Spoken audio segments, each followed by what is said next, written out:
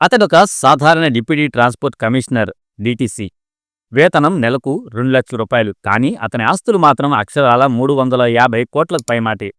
అతని డ్రైవర్ వేతనం నెలకు 25,000 అయినా అతడి ఇల్లు ఓ ఇంద్రభవనమే. ఏసీబీ డీఎస్సీ శ్రీనివాసరెడ్డి వెల్లడించిన వివరాల ప్రకారం మహబూబ్‌నగర్ జిల్లాలో రవాణా శాఖలో డీటీసీగా విధులు నిర్వర్తిస్తున్న 3 కిషన్ నాయక్ ఇండ్లపై అతను గతంలో పనిచేసిన ప్రదేశాల్లో మంగళవారం ఏసీబీ అధికారులు ఆకస్మికంగా సోదాలు చేపట్టారు.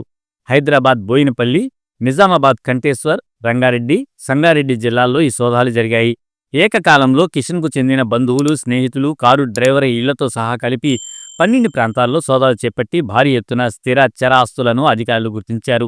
ఈ సోదాల్లో అధికారికంగా 12.72 కోట్ల అక్రమాస్తులు గుర్తించారు. అయితే వాటి విలువ బహిరంగ మార్కెట్లో 350 కోట్ల పైనే ఉంటుందని ఉన్నతాధికారులు అంచనా వేశారు.